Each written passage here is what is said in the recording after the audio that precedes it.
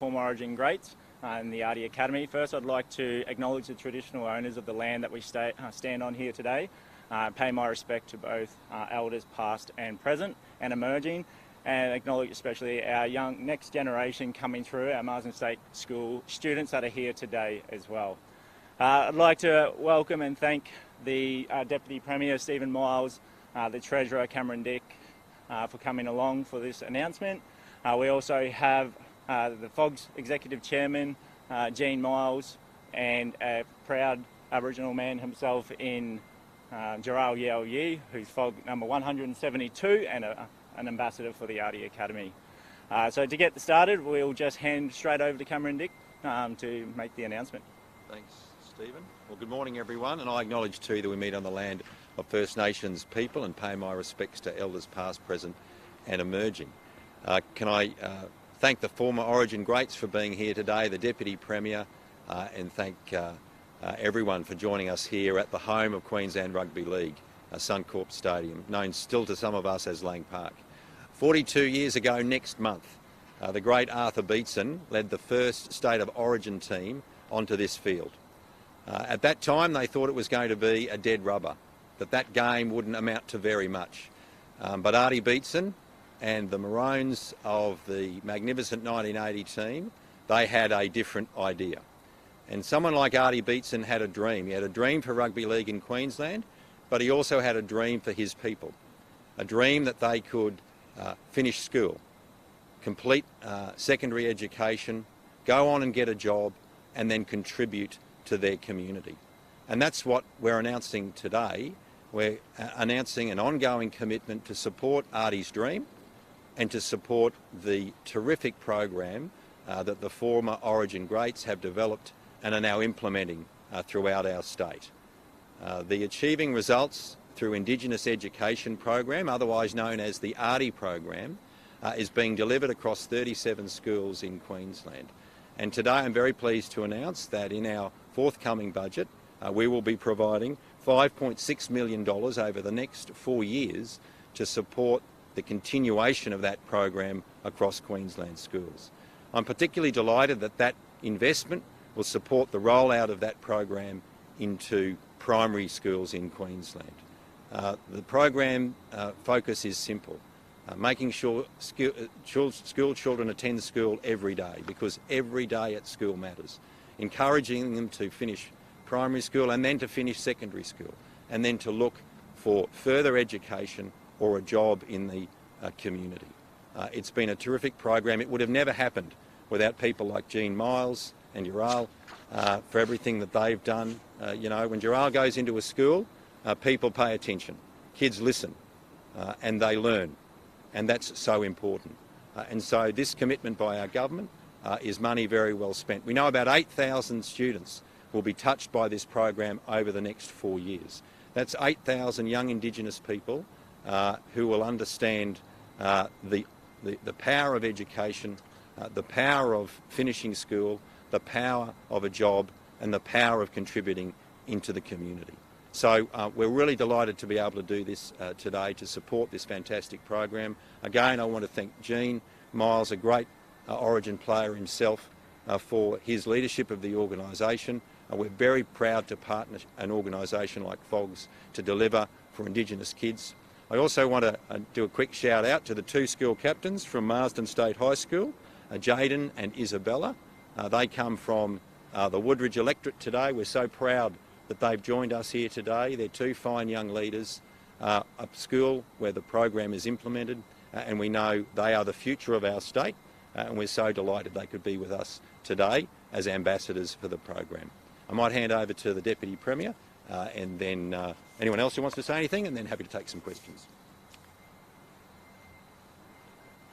Thanks, Treasurer. Every year our Origin greats serve our great state on the footy field, but then when they retire they go on to serve our state through the charitable works of the Friends of Origin Greats, and one of their best programs is the Artie Academy. I'm really proud that the Palaszczuk government will continue to support that important work, and I just want to thank and congratulate Jean and Jaral and Steve and everyone involved in FOGs. They do fantastic work helping our state's young people. Thanks, Stephen, and thanks, Cameron, and in particular, thank you, the Queensland Government, for making this funding available to us for the next 4 years. That certainly gives us some certainty in planning for the program, and to have 4 years is sensational, to say the least. But the hard work is those guys behind you there, our coordinators, which we have in each of the schools, 19 schools and 2,000 students in our primary school program, and they do a fantastic job.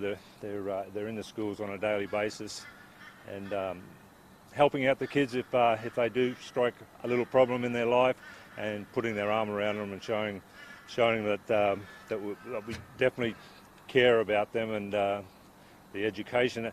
As Cameron and both Stephen mentioned, that Arthur Beetson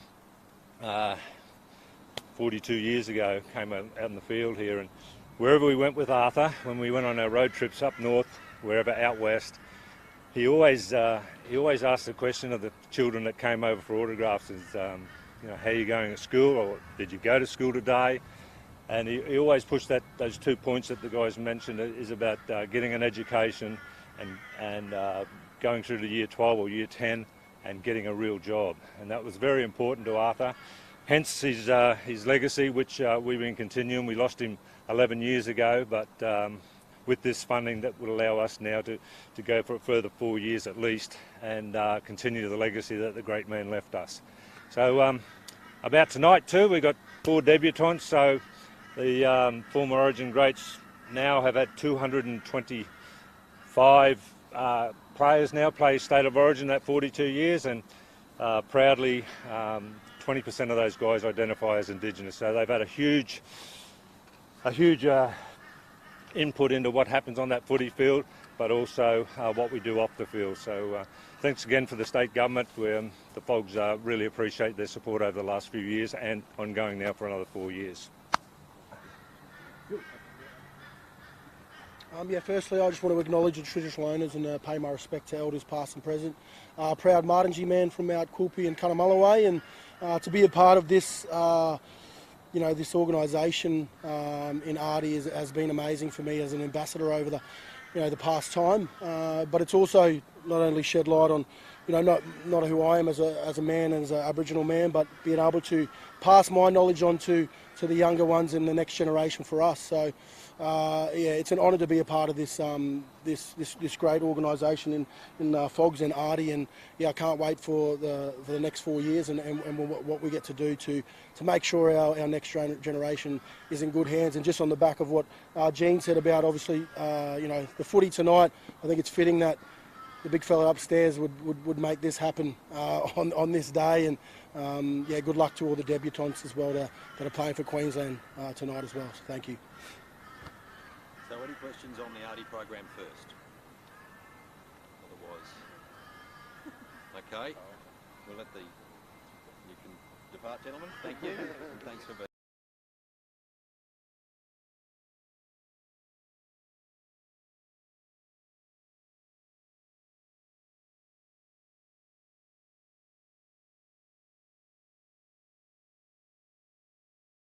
Meeting with the coal industry today, but you're right, we've had a 10-year coal royalty freeze in Queensland, and we've honoured that in full. But obviously that resource belongs to the people of Queensland, and now we're looking at what that might look like in the future. How much will it rise by?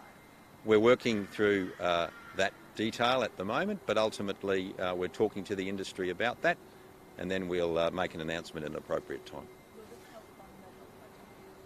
All of our revenue streams help fund our expenditure in Queensland, whether it be coal royalties, taxation, stamp duty, car rego, whatever, all of that revenue, as well as GST, that helps pay for the essential services that Queenslanders need. At the 2020 state elections, the Palaszczuk government committed to no new taxes and no increased taxes. If this coal royalties does rise, isn't that a broken promise? No, not at all.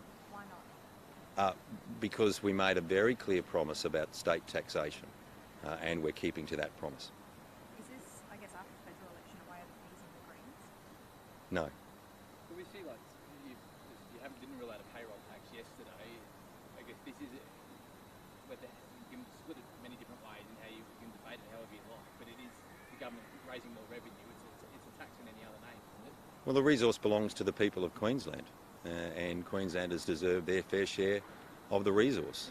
But we've been... Debating the merits of this. I mean, there are some Well, I very think good arguments. sounds like you are. No, I'm saying there's some very good arguments for raising royalties, taxing big gambling companies, but it still is a tax, though, isn't it? No, the point of consumption tax is a specific purpose levy that we have applied, every cent of which will go back to racing in Queensland. That's what we have done. We've made it very clear in the election, and we've kept to our promise. There will be no new and increased taxes on working families in this state. There will not be any increased taxes on them, and that's what we will deliver. So on business, that's separate from working families. Well, when it comes to businesses, we know small businesses in particular, small and family businesses, have done it tough over the last couple of years through COVID. So we're looking at what relief we can provide to them in the budget as well. So, they're uppermost in our mind. How do we support those businesses in the future through relief? You're not really on taxes on actual businesses. What we're saying is that we're keeping to the promise we made to the people of Queensland at our last election, and we'll deliver that. Businesses aren't exempt from that promise, though, are they? We're delivering on our promise. Treasurer, why has Queensland spent less on social housing per capita than any other state or territory? You'll have to put that to the housing minister, but let me say this, I saw that report, but the report didn't take into account the $1.9 billion investment that we made in our last budget. So I'm not sure why you're putting that question when that money hasn't been factored in. Okay, so will those figures increase again under the upcoming budget? We've made our investment commitment, and I'd ask you to consider that when you make that claim, which I don't think is accurate in the sense that it hasn't been taken into account. That investment in that budget, the single biggest concentrated investment in housing in recent memory, was not taken into account when that was determined. The resources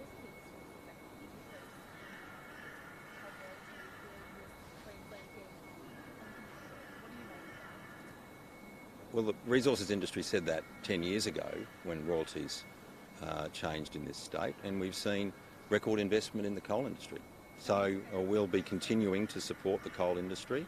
That's what we've done as a government. You might recall, as the Minister for State Development, I authorised 2 major new coal mines in Queensland. So I'm a strong supporter of the industry, but we're working through all those issues, and we'll make an announcement at an appropriate time. The health, the AMA in Queensland's outlined 5 priority actions it wants, and have a look at them if you want, but bottom line is it comes down to $2.34 billion is what they're asking for to fund those priorities. The Premier yesterday said it would be a record budget, to quote her. How big is this record? How much will those promises be funded to the tune? Not long to go, Tim. Less than 2 weeks now, and then we'll be releasing the budget on the 21st of June, and you'll see all those details when I hand down the budget at 2 p.m. on the 21st of June. No clue as to actually how big it is. Nice try, Tim, but you don't have long to wait. We look at the tax yesterday, the tax changes that were made with Tabcorp, and we saw the 43 meetings that Annastacia had on behalf of Tabcorp with the government. Can you tell Queenslanders how that deal came about, and what influence did Annastacia's strategies have in actually helping Tabcorp get that tax right? Well, the decisions I make are in the best interests of Queensland. This decision, of course, to put a special purpose levy onto the point of consumption tax is to ensure we can have a sustainable funding source for racing. I don't care what companies, businesses want to engage. It's not a matter for me, and I don't care, to be honest. I make decisions that are in the best interests of Queenslanders. I've always done that, and I'll continue to do that. And now, those 125 race clubs across Queensland, many of them in rural and regional parts of our state, now have a dedicated, certain funding source. And it also puts all wagering companies on the same level playing field. So those big online betting companies, which have changed the nature of wagering in Queensland and of course impacted the arrangement between Tabcorp and Racing Queensland, they'll now pay their fair share. And I think that's an appropriate thing when you see the money that they're making. So, that's a decision we've made. It's in the best interests of racing, and it's in the best interests of Queensland. If that is the case, did Tabcorp waste its money with Annastacia's strategies then? You'd have to ask Tabcorp that, but ultimately this is a deal between Racing Queensland and Tabcorp.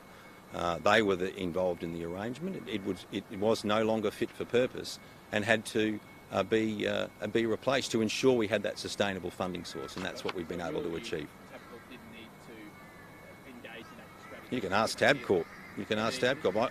I'm not. You're the commentator, not me. Your chief of staff had 17 meetings with them. What was all that about? Well, you'd have. The reality is we talk to all sorts of people. We talk to lobbyists. We talk to business people. I've just had a meeting with coal companies today. We meet with organisations like the former Origin greats to put forward these sorts of arrangements that we've announced today. So we talk to everyone. But the reality is the decisions we make, that I've always made and I've been proud to make, have been done in the best interests of Queenslanders. And that's what people expect from their government. Oh, that's a matter for the Premier ultimately. We've got that report. But I will make this point, and I don't see it reported very often, is that we have some of the most transparent reporting arrangements in the country. You don't know any of the lobbyists that the former federal government dealt with because they never reported on it. So all of these arrangements, and these arrangements were implemented by Labor governments, gives transparency to Queenslanders, and that's very important. So we're proud of our legacy, and the reason that people know about this is because we have those arrangements in place.